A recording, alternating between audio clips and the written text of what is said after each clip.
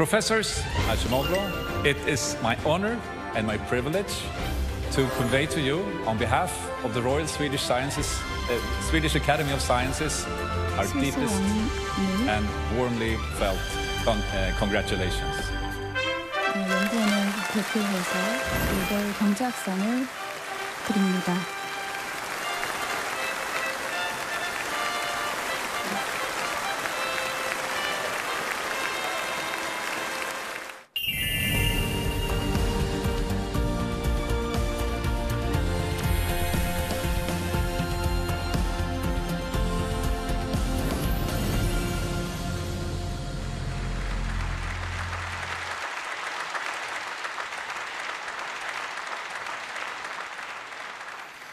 네, 데런 아세모글루 교수님, 안녕하세요.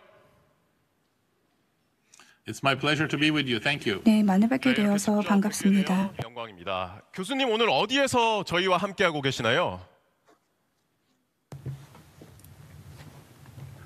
저는 캠브리지 매사추세츠주의 MIT에 있습니다. 학교에 계시는군요. 자, 그럼 지금부터 AI 시대 경제를 어떻게 재설계해야 하는지 데런 아세모글루 교수님의 깊이 있는 통찰 청해 듣도록 하겠습니다. 교수님 강연부터 시작해 주십시오.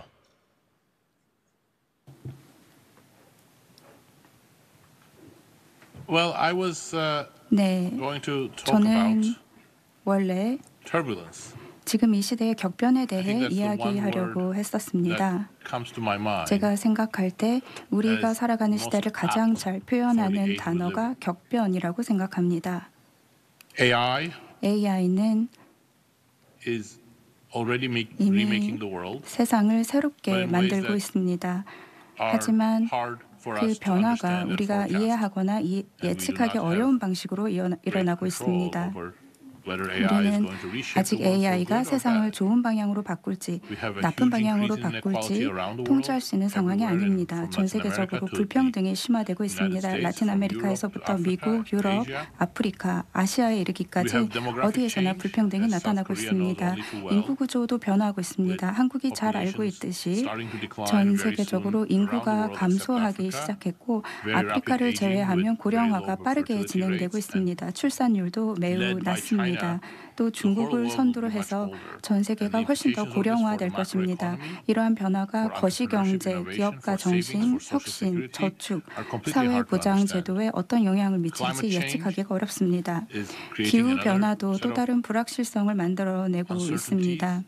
not just because we are likely to miss all 우리가 of the targets that 전 the world has set, 세계적으로 but also 세운 because 목표를 there are many ways 달성하지 in which we 못할 need to 수도 redesign 있다라는 urban 측면에서뿐만이 areas. 아니라 We need to change the structure of 앞으로 agriculture, the 도시 way that we 공간을 consume 그리고 농업의 goods and 방식을 services and 기후 travel may 변화로 have to 인해 change 여러 in the face 방식으로 of a very 재설계해야 할 warming 것이기 climate. 때문입니다. 또 상품과 And then finally, 서비스를 as 소비하는 everybody 방식도 knows, 바꿔야 the 하고 global system 이동 is being 방식도 급격한 remade 지구 온난화로 as we 인해 speak, 변화가 필요합니다. with new 또 tensions 잘 and new 아시겠지만 risks, 현재 글로벌 some of them 질서가 hot 지금 이 risks 순간에도 that 새롭게 are 재편되고 making 있습니다. people think of 새로운 긴장과 새로운 위험들이 beginning 나타나고 of the 20th 있습니다. century 그 중에서도 심각한 nations 위험이라고 한다면 sleepwalked into 과거의 conflict. 20세기 초에 국가들이 무의식적으로 this 갈등에 number of 빠져들었던 그런 때와 비슷하다라는 big 생각이 듭니다. uncertainty events 이렇게 수많은 불확실성이 is completely 동시에 unique. 발생하는 상황은 전례가 없습니다. And I'm actually surprised that 제가 현재 상황을 more 보면 policymakers and 굉장히 많은 정책 more 입안자들과 stock market analysts are not really 주식시장 분석가들이 panicking in front of 이렇게 amount of uncertainty. 많은 불확실성 앞에서도 별로 However, 당황하지 않는 I 것처럼 also 보인다는 want to 겁니다. 이 점이 놀랍다고 생각을 합니다. sound a 하지만 note of 저는 optimism. 일말의 낙관적인 의견 혹은 최소한 희망의 목소리를 All of these 내고 challenges 싶습니다. can be 제가 말씀드린 이 모든 도전 과제에 대응하기 with 위해서는 societies that have strong 사회가 institutions 강력한 and 제도를 use 갖추고 technology correctly. 기술을 올바르게 활용할 수 있어야 And 합니다. AI, in fact, provides us 사실 the platform AI는 for rising to the challenges of many 제가 of the 말씀드렸던 developments that 여러 I have 가지 mentioned, 도전 과제에 perhaps with the 대응할 수 있는 exception of the 플랫폼을 geopolitical 제공합니다. risks 아마 and turbulences. 지정학적인 위험과 또 AI, 격변이라는 in fact, 문제는 여기에서 is a very 제외해야 broad 하겠지만요. 사실 It is a AI는 platform rather 광범위한 than a specific 기술입니다. way of doing AI는 things. 하나의 플랫폼입니다. And 특정한 AI 어떠한 수행 can be 방식이라고 보기는 helpful 어렵습니다. in AI는 reshaping the economy, 우리 경제를 재편하는 데에도 도움이 될 수 dealing with 있습니다. an aging population, 예를 들면 인구 고령화 문제에 대응하고 providing new goods and services for a changing 새로운 demographic as 상품과 well as a 서비스를 changing 변화하는 인구 구조에 energy 맞게 consumption 제공할 and 수 changing 있습니다. climate. 또한 AI를 And 활용하면 in fact, 에너지 소비의 변화 even 그리고 기후 변화에 대응하는 데도 that 도움이 AI could 됩니다. help us reduce 또 some inequalities. AI는 일부 불평등을 explain 줄이는 how, 데에도 but 도움이 let 될 me 수 start with the 있습니다. bad news. 어떻게 가능한지 The bad news is 설명드리겠습니다만 that 우선 나쁜 소식부터 시작하겠습니다. AI 나쁜 currently 소식은 현재 is likely to AI가 add to our troubles 우리의 rather than be a 문제를 solution to them, because it is 해결하기보다는 being 악화시킬 가능성이 developed 높다라는 in a way that's 것입니다. unhelpful 그 이유는 for the main AI가 challenges 우리가 that we 직면한 이 중요한 어려움들, 도전 과제 And 대응에 to 도움이 되지 clarify 않는 that, 방식으로 I'm 개발되고 going to 있기 talk about 때문입니다. 좀 the 더 명확히 different ways 설명하기 in which we 위해서 can use AI 우리가 다양한 방식으로 and the different AI를 활용할 수 approaches that we 있다라는 need to 점을 take 먼저 to 설명드리고 in 우리가 AI에 United States, 대해서 but also around 미국뿐만 the world. 아니라 전 세계적으로 다양한 접근법을 취해야 한다라는 점을 lay the 말씀드리려고 scene. 합니다. Actually, I want to 우선 배경 설명을 하기 talk 위해서 very briefly 간략하게 about demographic change. 인구 구조 변화에 Because 대해 설명드리겠습니다. We can learn 제가 quite a 볼 bit 때 from the experience of several 인구 구조 countries that have 변화라는 already 측면에 있어서 started undergoing 여러 a very 국가들의 rapidly 경험을 aging 통해서 population, 배울 including 수 South 있는 Korea, 교훈이 많기 Japan and 때문입니다. Germany. 한국, 일본, Many macro 독일의 경우 이미 economists 빠른 고령화를 겪었기 때문에 forecasted 우리가 많은 교훈을 배울 수 있는데요. 많은 거시 10 years, 15 years 경제학자들이 ago 10년 that 전에 this would 그리고 be a disaster 15년 for South 전에 Korea, it would be a 고령화가 disaster for 한국의 Japan or 재앙이 될 Germany. 것이다. 그리고 일본이나 독일의 Such 경우에도 rapid aging would be 이렇게 associated 급속한 with 고령화가 less growth, more imbalances. 경제 성장 하락을 불러오고 But actually, when you look 더 큰 at data, 불균형을 aging 초래할 countries 것이기 have grown 때문에 재앙이 될 faster, if anything. 것이다라고 예측을 했었습니다. 하지만 How did that 실제 happen? 데이터를 보면은요, 고령화 국가들이 더 빠르게 South 성장했습니다. Korea again 어떻게 이런 일이 illustrates this 가능했을까요? very well. 한국이 It 이것을 happened 아주 because 잘 aging 보여줍니다. societies used 고령화 technology 사회가 바로 기술을 in 활용했기 order to 때문입니다. deal with their 기술을 labor 활용해서 scarcity, 노동력 labor 부족 shortages, 문제에 대처를 and 했고 also for making 또 their workforces more 노동 productive. 생산성을 높였기 It is 때문입니다. inconceivable that South Korea, 만약 Japan, and 한국, Germany 일본, would be the 그리고 leaders in the 독일이 global automotive industry if it wasn't for robotics. 로봇 기술이 없었다면 they 글로벌 would not 자동차 have 산업을 선도할 수 workforce 없었을 of 것입니다. Young, able-bodied 왜냐하면 workers 단순히 젊고 to 건강한 fuel economic 노동력만으로는 growth led by the car manufacturing 자동차 industry. 제조 But 산업 instead, 위주의 경제 because they 성장을 make such 유지할 수 없을 것이기 때문입니다. forward-looking investments in robotics, 하지만 이 they were 국가들은 able to 로보틱스에 ride the 선제적으로 wave in a very 투자를 different manner. 함으로써 In fact, 전혀 benefit 다른 both 방식으로 becoming 이 성장의 the main 물결을 탈 수 exporters of cars 있었고 and 그 결과 rapid 자동차 productivity 수출 growth that they 강국이 experienced 되었고 in that sector and 자동차 related 관련 sectors such as 산업인 chemicals, steel, 화학, and other 철강, heavy industry, 중공업, machinery, 기계 and so on. 산업에서도 빠르게 생산성을 높일 수 있었습니다. So that shows 다시 one 말씀드리면 template for dealing 우리가 with changing demographic 인구 structure, 구조의 changing 변화, demands, changing 수요와 services, changing 서비스의 변화, healthcare needs, 의료 니즈의 leveraging 변화 technology 등에 appropriately, 대응하는 but also in 과정에서 an institutional 기술을 적절히 활용하는 in 것이 which 하나의 좋은 모델이 effective 될 수 government 있다라는 policy can be 것입니다. introduced. Companies can 또한 제도적으로도 secure 효과적인 in their 정부 own 정책을 investment 시행할 수 decisions, 있다면 and 기업은 different 안심하고 segments 투자할 of 수 the 있을 population 것이고 can at 다양한 least 인구 계층이 attempt to 민주적인 deal 방식으로 with 이 their 차이를 differences via 조정할 democratic 수 있을 것입니다. So that's why I 그래서 emphasize institutions and I 저는 emphasize technology. 제도와 In the 기술의 rest of my 중요성을 talk, I want 강조하고 to 있습니다. discuss 그리고 남은 how 강연에서는 AI AI가 provides us 우리에게 opportunities 어떤 and why 기회를 those opportunities are 제공하는지 being 그리고 squandered. 그 기회를 우리가 지금 왜 제대로 활용하고 있지 못하는가에 And the 대해 best way to 말씀드리겠습니다. Start that, in my 우선 opinion, 제 의견을 is to 말씀드리기에 go 앞서서 back to the founding years of 최초의 artificial intelligence and 인공지능이 in fact computer 창시되었던 시기로 돌아가 science. 보겠습니다. in 1949. 사실 1949년에 1949 컴퓨터 과학 분야에서 witnessed the emergence of two very different visions 두 about 가지 AI. AI에 대한 비전이 등장을 led by 했습니다. 두 가지가 서로 the 매우 brilliant 달랐는데요. 첫 번째 비전은 British 굉장히 mathematician Alan 뛰어난 Turing, 영국의 수학자인 앨런 튜링이 이끈 비전입니다. which is 이 앨런 튜링의 이야기는 할리우드 영화에서도 기념이 되고 있습니다. 이 비전은 튜링의 연산에 대한 아이디어에서 시작이 되었는데 인간의 두뇌를 연산 기계로 보고 컴퓨터와 같은 연산 기계가 인간의 두뇌를 모방할 수 있다는 내용이 그 핵심이었습니다. 그러니까 컴퓨터가 점점 더 인간과 비슷한 방향으로 발전해야 한다라는 생각이었고요. 궁극적으로 인공지능 분야로 발전하게 된 것은 1960년대 초반입니다. 이 접근 방식은 항상 자동화와 밀접한 연관관계가 있었습니다. 왜냐하면 인간의 두뇌와 유사한 기계가 계산 도구로서 점점 더 발전하게 되면 결국에는 더 많은 인간의 업무를 대신 수행하게 될 것이기 때문에 자동화와 관련이 있다고 본 것이고요. 알고리즘, 기계, 그리고 자본이 인간이 수행하던 작업을 대신하게 되는 것이죠. 자동화에는 문제가 없습니다. 자동화는 우리를 고된 노동에서 해방시켜주고 때로는 생산성을 향상시켜주기 때문입니다. 하지만 디지털 기술의 유일한 목적이 자동화라고 한다면 많은 기회를 놓치게 됩니다. 우리가 디지털 기술을 통해 할 수 있는 것들이 굉장히 많기 때문입니다. 자동화의 경우 기술 발전의 주된 목표가 자동화뿐이라면 그로 인해 불평등이 생기고 다른 사회적인 문제들이 생길 수 있습니다. 왜냐하면 노동자들이 자동화로 인해서 자신의 업무와 일자리에서 계속 밀려날 것이기 때문입니다.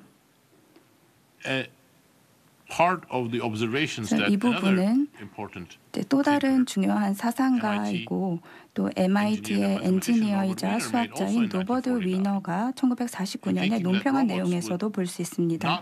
로버트 위너는 로봇이 인간의 일을 단순히 대체하기만 한다면 인류에 도움이 되지 않을 것이다 라고 했습니다. 그 후 시간이 지나면서 위너와 여러 연구자들이 오늘날 우리가 인간과 컴퓨터의 상호 보완성이라고 하는 개념을 정리했습니다. 제가 표현하자면 노동자 친화적인 기술 또는 노동자 친화적인 AI라고 할 수 있겠습니다. 즉, 컴퓨터와 기술은 인간의 생산성을 높이는 도구가 되어야 한다는 것입니다. 전기 기술자를 예로 들면 전기 기술자가 어떤 툴을 활용함으로써 문제를 빠르게 파악하고 복잡한 기계를 다루고 어려운 문제를 해결하고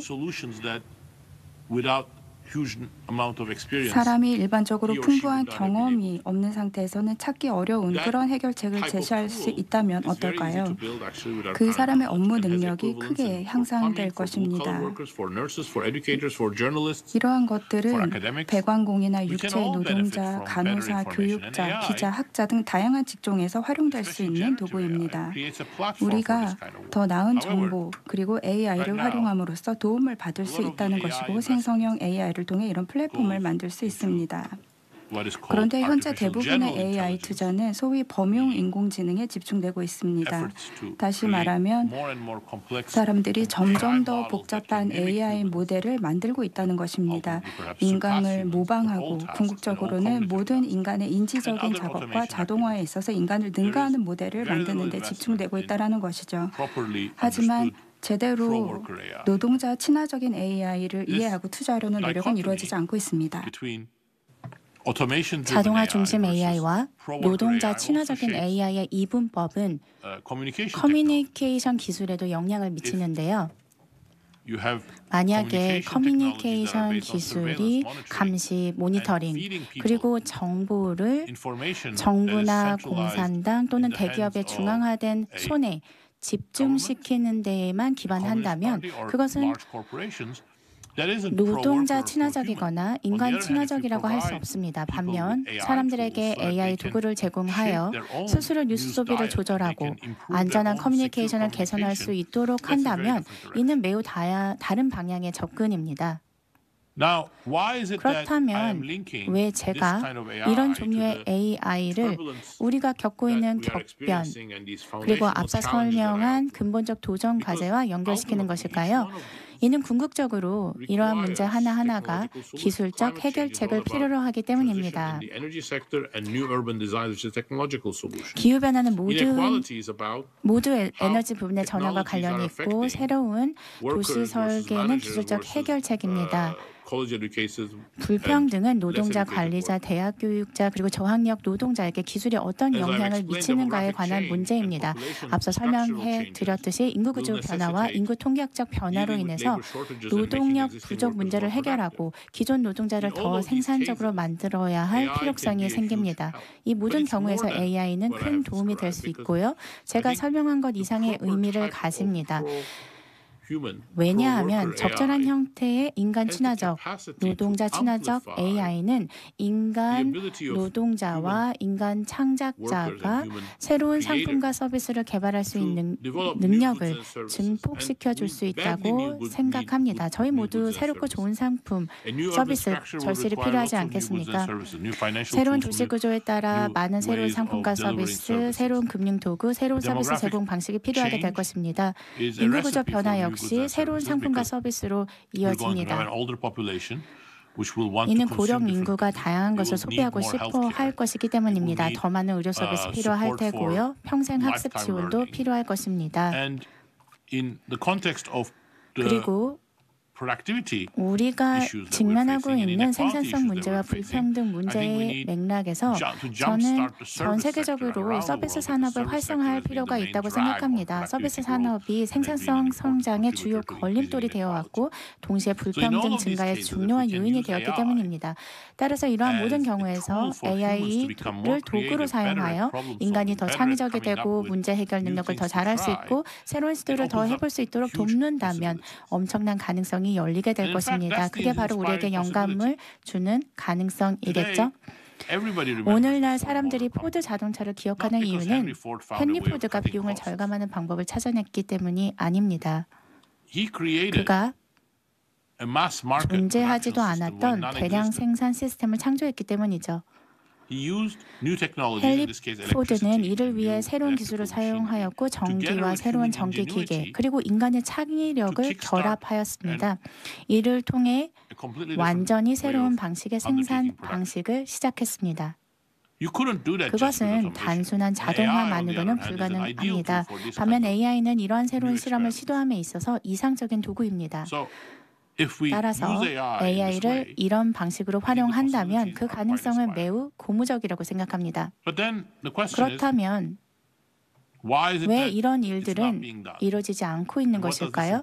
그리고 이것이 대한민국을 포함한 전 세계 국가들에게 의미하는 바는 무엇일까요?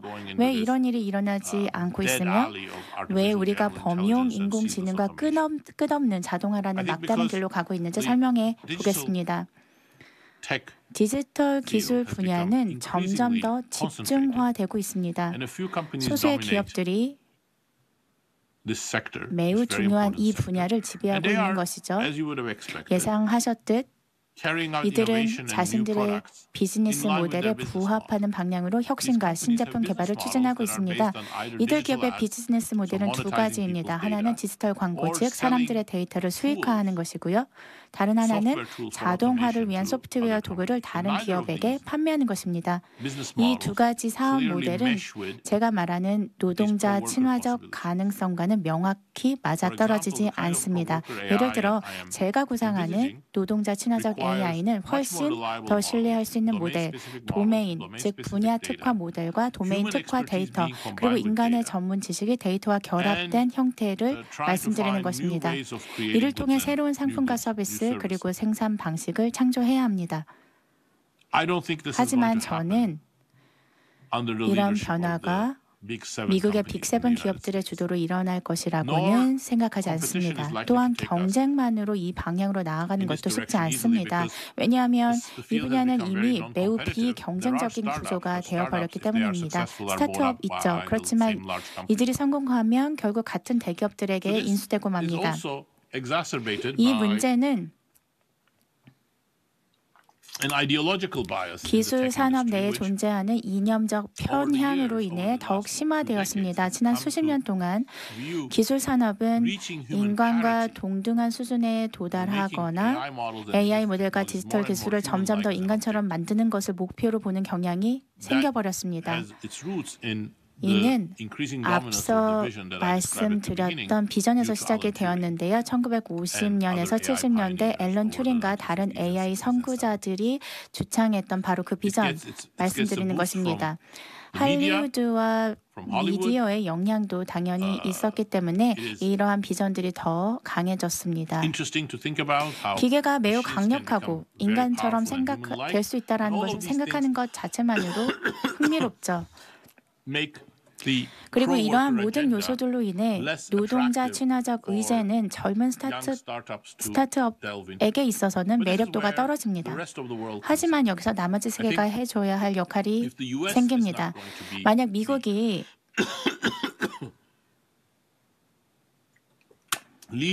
노동자 친화적 AI 분야에서 선도하지 못한다면 한국, 인도 등 다른 국가들이 그 공백을 채울 수 있고 채워야만 할 것입니다. 저는 한국이 단순히 기술적으로만 앞선 경제라고는 생각하지 않습니다. 이에 덧붙여 지난 30년과 마찬가지로 보다 인간 친화적인 AI 모델이 필요할 것이라고 생각합니다. 한국의 경제 구조가 변화하고 있기 때문입니다.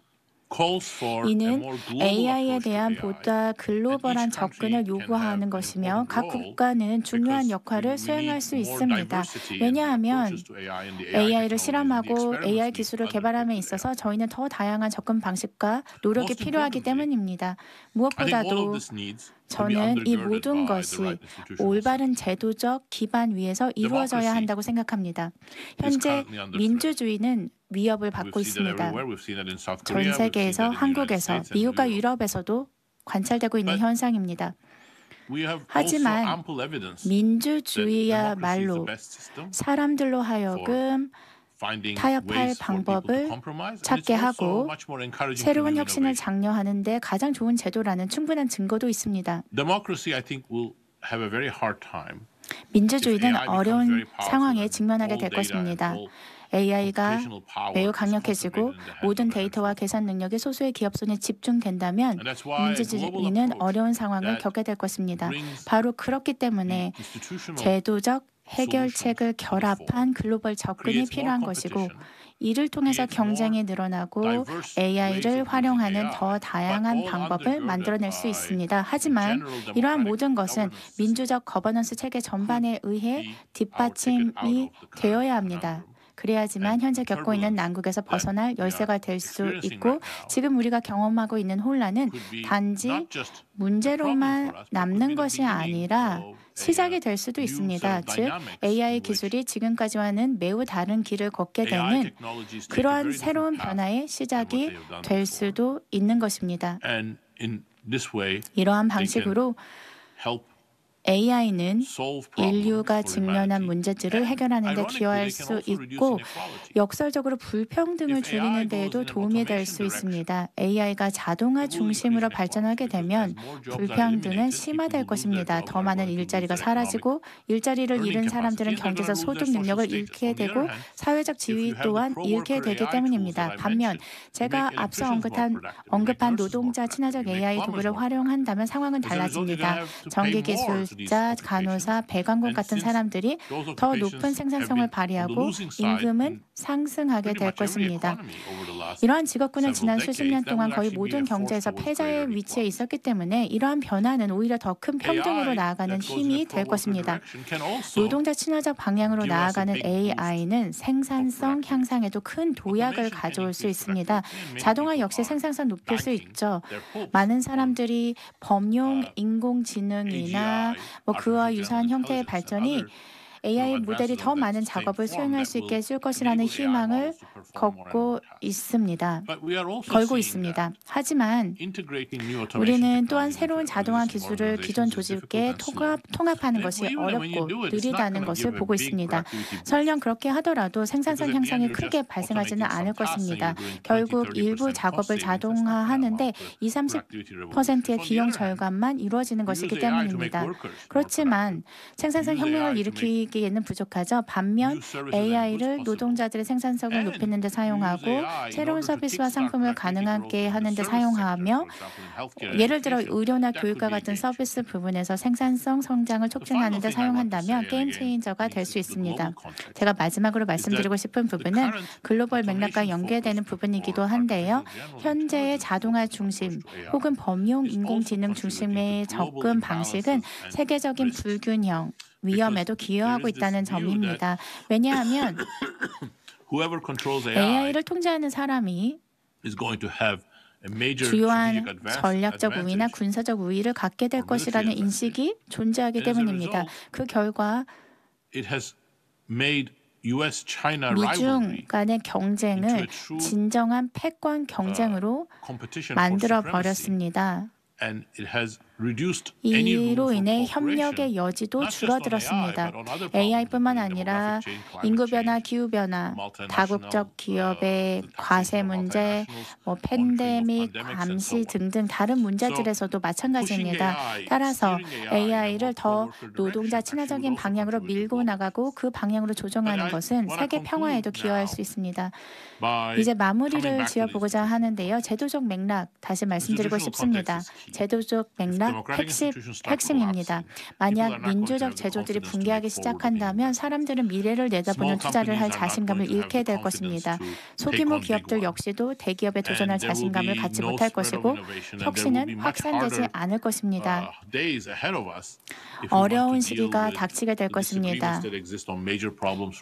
이민 문제부터 재분배, 사회 안정망 구축에 이르기까지 주요 문제들에 대한 의견 차이를 해결하려고 할 때 더 어려운 시기가 도래하게 될 것입니다.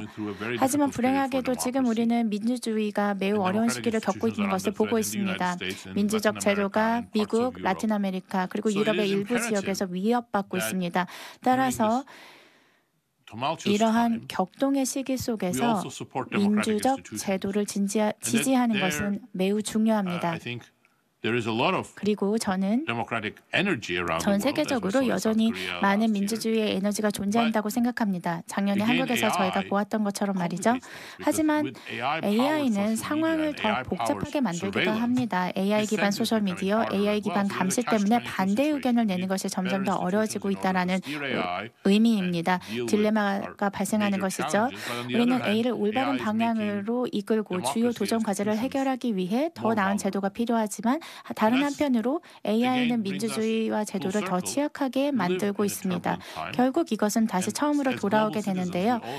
우리는 격동의 시대에 살고 있고 글로벌 시민으로서 우리는 이러한 격동을 이해해야 합니다. 각자의 어깨에 중요한 책임이 있다는 것을 이해해야 합니다. 특히 정부가 AI에 대해 조치를 취하도록 촉구하고 이에 수반되는 모든 주요 위험을 인식하도록 하는 데 있어서 각자의 책임이 있음을 이해해야 합니다. 감사합니다. 네, 교수님 강연 잘 들었습니다. AI가 불평등을 심화시킬 수도 인간의 역량을 확장시킬 수도 있다는 말이 참 인상적이었습니다. 결국 기술보다 중요한 것은 그것을 어떤 제도와 가치 위에 세우느냐겠죠. 자, 그럼 이어서 질의응답 시간으로 이어가겠습니다. 첫 번째 질문입니다. 미중 간 패권 경쟁의 격화, 세계 질서의 분절화라는 급격한 환경 변화 속에 얼마 전 한국 경주에서 에이펙이 열렸습니다. 그만큼 전 세계의 관심이 집중됐고 성황리에 마무리가 됐는데요. 이 행사의 성과는 별개로 커지고 있는 보호무역주의 현상은 여전합니다. 과연 앞으로 협력과 연대라는 다자주의가 회복될 수 있을까요? 국가의 힘의 균형의 향방, 교수님은 어떻게 보고 계십니까?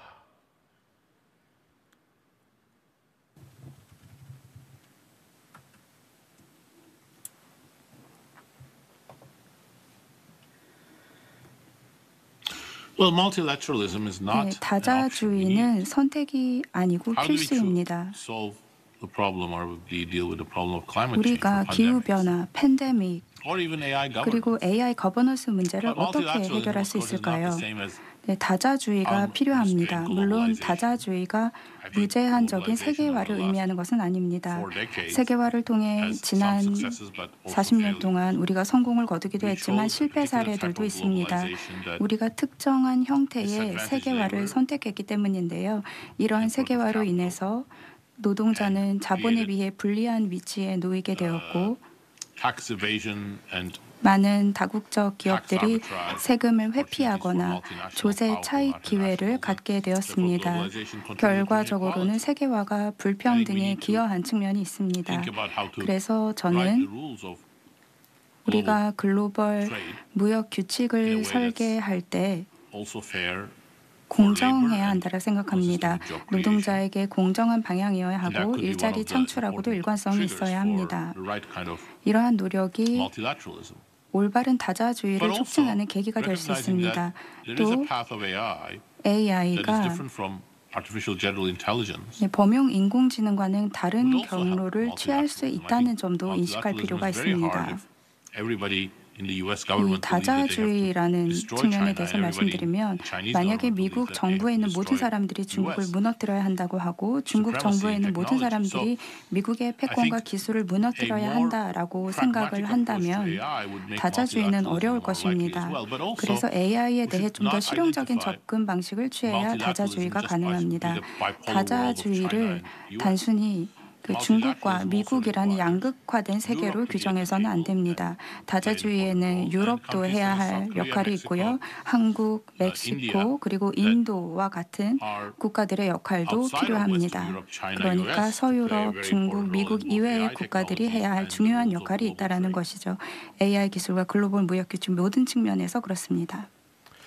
하지만 지금은 이 다자주의가 흔들리고 있습니다. 특히 대한민국처럼 수출 중심의 제조업 중심 국가들은 새로운 전략적 전환을 요구받고 있는데요. 그렇다면 대한민국의 경제가 어떤 부분을 중점을 두고 이 전략을 재편해야 한다고 생각하시는지요? 제가 한국에 대한 전문가는 아닙니다. 하지만 지난 40년간의 한국의 경제 성장을 살펴보면 제조업과 수출에서는 큰 성공을 거두었습니다. 하지만 서비스 산업과 내수 산업에서는 그만큼의 성공을 거두지 못한 것 같다라는 생각이 듭니다. 따라서 한국이 취해야 할 중요한 조치 중에 하나라면 서비스업에서 경쟁을 촉진하고 생산성을 높여야 합니다. 여기에서 AI가 매우 유용할 것입니다. AI는 한국 경제 제조업하고만 관련이 있는 것이 아니고 교육, 의료, 서비스 제공을 합리화하는 데에도 정말 중요합니다. 이것은 미국도 마찬가지입니다. 미국 통계 자료를 보면 미국의 생산성 성장은 교육과 의료 부문에서 그 제약을 받아왔습니다. 이러한 부분에서 생산성이 크게 증가를 한다라면 또 AI가 이것을 가능하게 할 수 있다라면 물론 지금 그게 반드시 가능하다라고 단언할 수 있는 것은 아니지만 우리가 초점을 좀 전환할 수 있다면 한국과 미국도 마찬가지로 여러 국가들의 생산성 성장에 도움이 될 수 있습니다. 네, 그리고 미중 간 기술 패권 경쟁은 더 심화되고 있습니다. 교수님께서는 이런 흐름이 이 동맹 관계에도 큰 영향을 미칠 거라고 전망하셨는데요. 특히 한미 동맹은 앞으로 어떤 영향을 미칠 것으로 보시고 또 한국은 어떤 전략으로 대응해야 최대한의 국익을 가져갈 수 있을까요?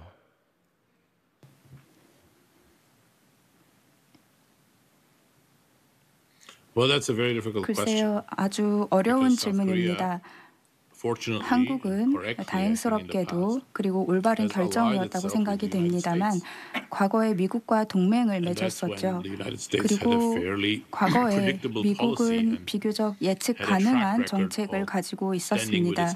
그리고 동맹국과 한편에 서는 모습을 보였습니다. 그런데 트럼프 행정부에서는 미국 정책의 불확실성이 훨씬 커졌습니다. 트럼프 대통령도 미국이 동맹국을 버릴 수 있다라는 걸 보여줬죠. 우크라이나하고 유럽 사례를 보시면 아실 것입니다. 그래서 지금과 같은 시기에는 이런 시기가 일시적으로만 지속되고 이제 끝나기를 바라지만 한국이 안보나 무역 그리고 글로벌 리더십에 있어서 미국에만 전적으로 의존하지 않는 것이 중요하다 생각합니다. 한국이 그렇다고 중국과 매우 가까워진다면 그것도 위험할 수가 있습니다. 중요한 것은 균형을 취하는 것이고 한국이 아시아 지역의 다른 국가들과 협력을 하면서 동시에 중국하고는 우호적이면서도 일정하게 거리를 둔 관계를 유지하고 또 미중 관계도 주셔야 합니다. 교수님께서는 과거 한국의 빠른 경제 성장과 이 번영의 원인 중 하나로 포용적 제도를 꼽아주셨습니다. 하지만 오늘날의 한국 청년 세대는 이 포용적 제도에 대해서 매우 부정적이고 또 비판적입니다. 이 시대의 포용은 이전과 어떻게 다르다고 보시고 또 전환기에 포용적 제도는 어떻게 유지될 수 있다고 관측하시는지요?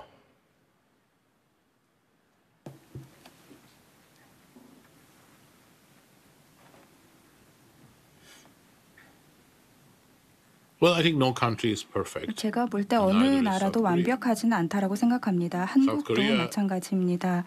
한국은 오랫동안 군사 정권에 의해 통치가 되었었지만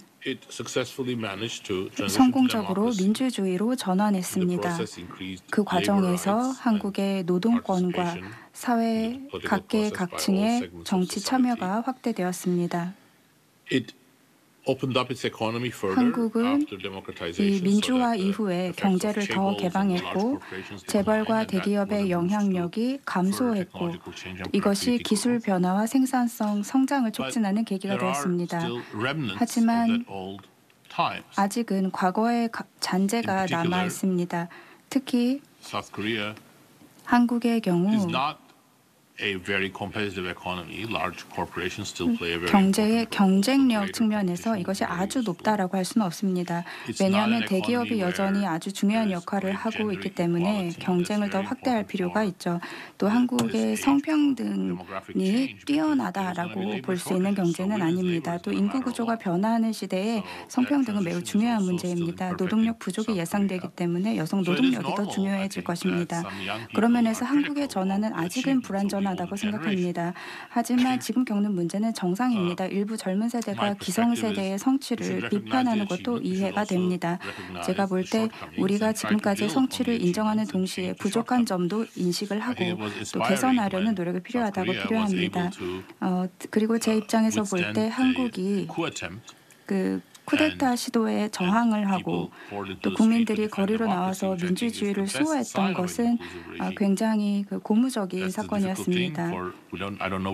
제가 볼 때 미국에서 이러한 것이 가능했을지 잘 모르겠습니다. 그래서 이러한 성취, 한국이 이룬 이러한 성취는 우리가 과소평가해서는 안 된다고 생각하고요. 또 불완전한 측면들도 물론 인식을 해야 할 것입니다. 네, 현재 한국의 가장 심각한 문제 중 하나로 양극화를 꼽는 전문가들이 있습니다. 민주주의의 쇠퇴도 앞서 언급을 해주셨는데 이념으로 인한 양극화는 전 세계적으로 더 심화되고 있습니다. 정치적 양극화가 앞으로 경제 성장에 미칠 영향은 무엇이라고 보시고 여기에 대한 해법은 어떤 게 있을까요?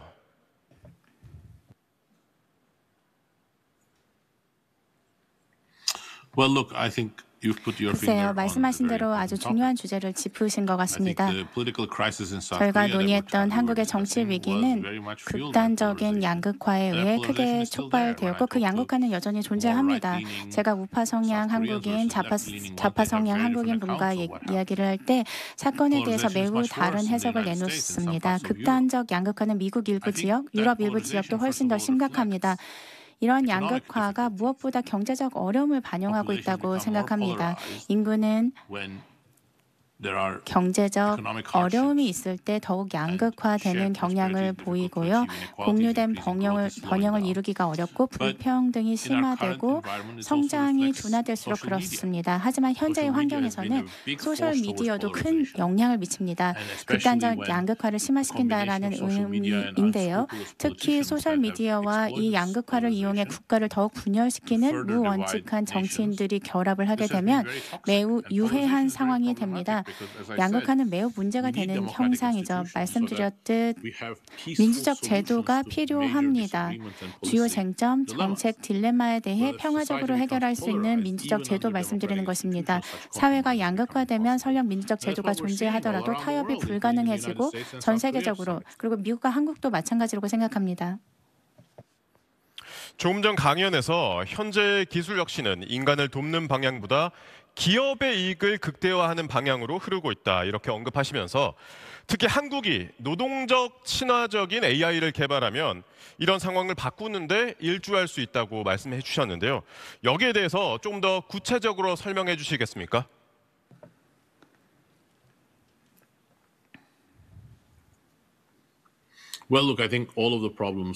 한국이 직면한 모든 문제들은 다면적이라는 생각이 듭니다. 인구 구조 변화는 쉽게 되돌릴 수 없는 문제이죠. 출산율도 크게 감소했습니다.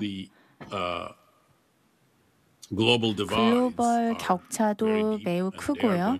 이를 변화시키는 것도 쉽지 않을 것입니다.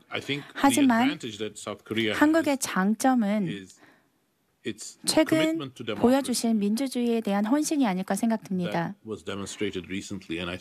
저는 이 헌신을 10분 활용해서 양극화를 완화하고 좌우 그리고 다양한 사회 계층 간의 소통을 촉진하는 것이 매우 중요하다고 생각합니다. 또한 한국의 또 다른 장점은 경제적 측면도 있지만 사회적 변화에도 기여할 수 있다고 생각합니다.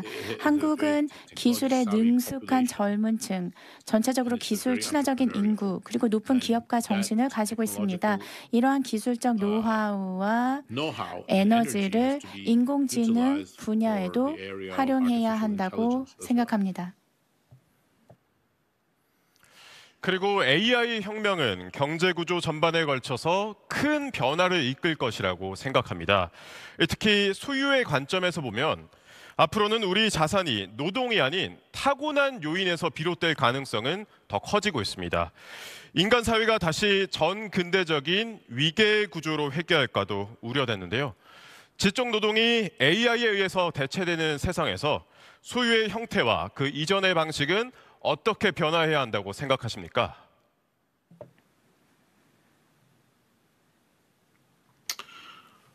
My view is that 제가 보았을 때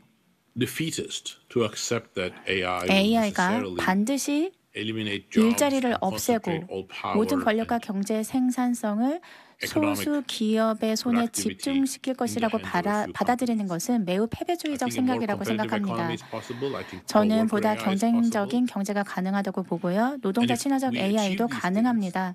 이러한 목표를 달성하면 임금도 상승하고 노동자도 혜택을 누리고 공유도 번영할 수 있습니다. 물론 모든 국가는 AI 시대에 더 불안정해질 수 있는 시대를 대비해 사회 안정망을 새롭게 정비할 필요가 있습니다. 사람들이 변화와 단절에 적응할 수 있도록 평생 학습이 요구될 것입니다. 하지만 저는 인구의 적절한 생활 수준을 보장하는 유일한 방법이 기본소득과 같은 제도를 만드는 것이라고 단정해서는 안 된다고 생각합니다.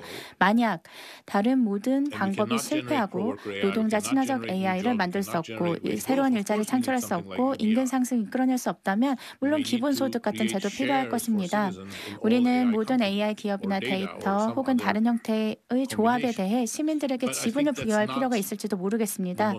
하지만 저는 이것이 가장 이상적인 해결책은 아니라고 생각합니다. 가장 이상적인 해결책은 AI를 더 유익한 방향으로 이끄는 것인데요. 이를 통해 노동시장이 제대로 작동하고 임금이 상승하고 사람들이 의미 있는 일을 수행할 수 있도록 해야 합니다. 경제적 복지뿐만 아니라 사회적 복지에도 긍정적인 영향을 미칩니다. 네, 교수님께서는 최근 새로운 저서를 집필하고 있다는 소식을 들었습니다. 또 경제학자로서 요즘 가장 관심을 두고 있는 분야는 어떤 것인지도 궁금합니다.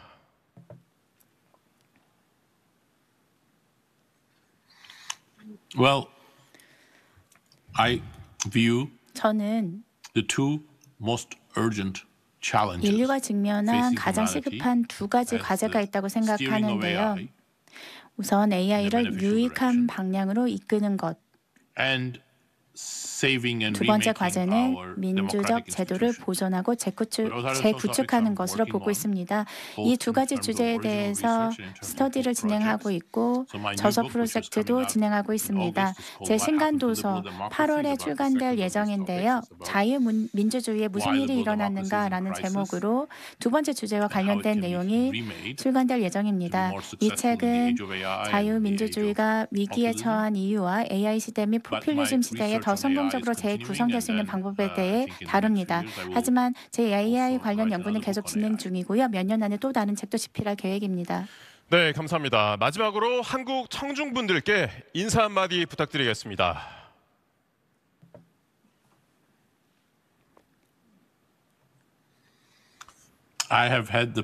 제가 한국을 5번 정도 방문하였습니다. 한국은 항상 저에게 매우 영감을 주는 나라고 국민 여러분들도 마찬가지로 영감을 주시는 분들입니다. 최근 몇 년 동안 전 세계는 민주주의, 인공지능, 기술 그리고 세계화에 대해 매우 다른 관점이 필요하다는 것을 보여주고 있습니다. 이런 관점이 한국에서 나오게 된다면 세계는 한층 더 풍요로워질 것입니다. 한국 국민 여러분, 21세기의 가치와 도전에 맞춰 민주주의와 경제를 재건할 수 있다는 자신감을 가져주셨으면 좋겠습니다. 질문 주셔서 너무 감사드리고요. 저에게 세계화 AI 그리고 한국에 대한 제 생각을 공유할 기회를 주셔서 감사합니다. 네, 지금까지 2024년 노벨 경제학상 수상자 데런 아세모글루 교수와 함께 AI 시대에 걸맞은 국가 전략과 경제적 해법까지 살펴봤습니다. 교수님, 귀한 시간 내주셔서 감사합니다.